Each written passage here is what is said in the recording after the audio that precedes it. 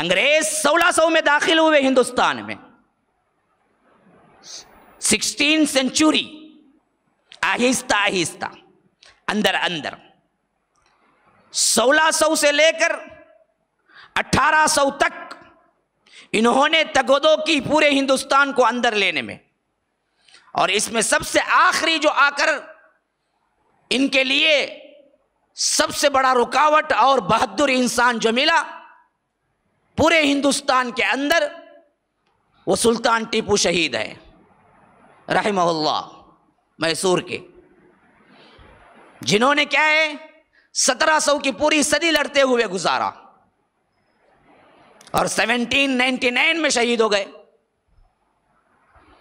جب یہ شہید ہوئے، یہ بھی دراصل مسلمانوں کی غداری کی وجہ سے ہوئے۔ انگریز ان کو شکست نہیں دے سکے۔ ان کے جو درباری تھے، اور خاص کر شیعہ تھے، 2-3 درباری، میر صادق، میر جعفر، یہ میر شیعت کی طرف اشارہ ہے، یہ ہمیشہ سلطنت اسلامیہ میں گھسے اور ان بدبختوں نے ہماری سلطنتوں کو گرانے میں بڑا ہاتھ رہا ہے۔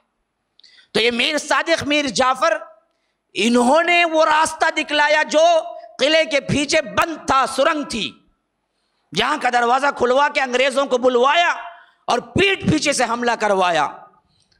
ٹیپو شہید گولیاں پیٹھ پہ کھائی، سامنے سے انہیں مارنے والے کوئی ہمت نہیں رکھتا تھا، اور آخرکار یہ جو آخری اللہ کا بندہ تھا، جو اپنا سب کچھ اس کو بچانے کے لیے، اسی لیے ان کی سلطنت جب تک رہی، ان کی سلطنت کا نام تھا سلطنت خدا داد۔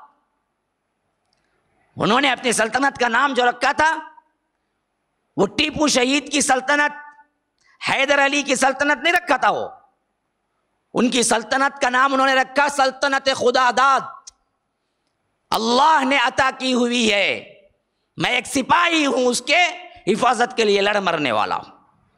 تو 1800 میں دراصل پورا ہندوستان ان کے قبضے میں جا چکا تھا، اور کوئی ایسا بندہ یا نواب نہیں تھا جو انگریزوں کے آنکھوں میں آنکھیں ڈال کے کہہ سکے کہ میں ہوں تمہارے لیے لڑنے والا، کوئی نہیں تھا۔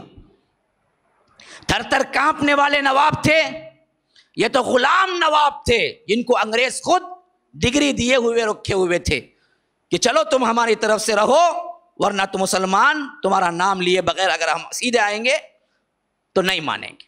بس باز گزار تھے۔ باز گزار کیا ہے؟ باقاعدہ اپنی حکومت سے ٹیکس پے کرتے تھے انگریز کو کہ مجھے یہ نام دے کے تم رکھے ہوئے کہ میں راجہ ہوں، نواب۔ پھر یہ بھی 50 سالہ دور تھا جو چلا، جیسے بڑے بڑے نواب اپنا ٹیکس دیتے تھے باقاعدہ نوابیت کے نام کے واسطے، اور یہ بھی انہوں نے دراصل کتنے سال رکھا؟ 50 سال ہی رکھا۔ یہ 1857 غدر کا وقت کہ انہوں نے برملا اظہار کر دیا کہ اب کوئی راجہ نہیں، کوئی نواب نہیں، سب ہمارے انڈر میں آؤ، اور مغلیہ سلطنت کا آخری جو بادشاہ تھا بہادر شاہ ظفر، اس کو گرفتار بھی کیا، اور ان کے شہزادے، ان کے جو بیٹے تھے، ان کے سامنے ان کے سر قلم کر کے ان کے سر تش میں رکھ کے پیش کیے کہ آج سے مغلیہ سلطنت ختم ہو گئی، اور رنگون میں لے جا کے بہادر شاہ ظفر کو جیل میں ڈال دیا گیا۔ اور یہ 1857 to 1947 یہ وہ عرصہ ہے جس میں کلی طور پر صرف اور صرف انگریز کی حکومت تھی، کوئی نواب نہیں تھا، کسی کی کوئی چھوٹی موٹی حکومت نہیں تھی۔ ایسٹ انڈیا کمپنی نے گویا کہ پورے انڈیا کو خرید لیا تھا۔ یہی وہ کمپنی تھی جو سب سے پہلے ان کے نو آبادیات آئے تو انہوں نے اسٹیبلش کیے تھے۔ تو ایسٹ انڈیا کمپنی نے انڈیا کو خرید لے کر انڈیا کے پورے لوگوں کو غلام بنایا تھا، اور یہ واقعہ جو دل دہلا دینے والا ہے یہ 1857 میں ان کے قبضے میں آیا، اور 1947 میں انڈیا آزاد ہوا، تو گویا کہ 57 to 47 90 سال کسی کی کوئی حکومت نہیں تھی سوائے انگریزوں کی۔ ابھی اتفاق دیکھیے کیا عجیب اتفاق ہے، اشارہ جہاں دے رہا ہوں شاید سیدھے سیدھے بیٹھے. میں ذہین لوگوں سے مخاطب ہوں جہاں تک میں سمجھتا ہوں.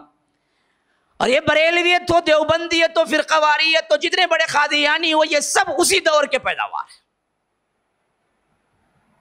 یہ 90 سالہ دور جو چلا رہا، جو خالص انگریزوں کا تھا، اسی کے اندر یہ پورا مسئلہ ہے جو آج شائع ہوا ہے. اور لگتا یہ کہ یہ اللہ کے رسول صلی اللہ علیہ وسلم سے یہی بریلویت آ رہی ہے. لا حول ولا. اور لوگوں کو معلوم بھی نہیں ہے جن کا بانی یا مبانی ہی پیدا ہوئے 1856 میں، اس سے پہلے جب بریلویت تھی یا نہیں، سوال ہی نہیں پیدا ہوتا.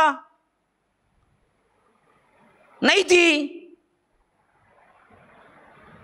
تب 1856 سے پہلے 1400 سال پہلے تک جو مسلمان آئے رہے وہ کس پہ تھے؟ وہ اسی جھنڈا بنڈا خبے پہ تھے. کہاں ہے دلیل؟ لیکن لوگوں کو ایسے سمجھا دیا گیا کہ لوگوں نے سمجھا کہ یہی تھا اصل اسلام. وہاں بھی انگریز کی اولاد ہیں، پیداوار ہیں.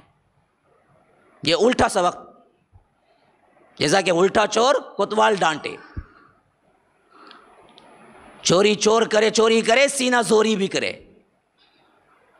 یہ الٹا ہمارے اوپر لگایا گیا. حالانکہ ہم وہابی نہیں ہیں، غیر مقلد بھی نہیں ہیں. لوگ کہتے ہیں، ہم نہیں کہتے. السلام علیکم ورحمۃ اللہ وبرکاتہ.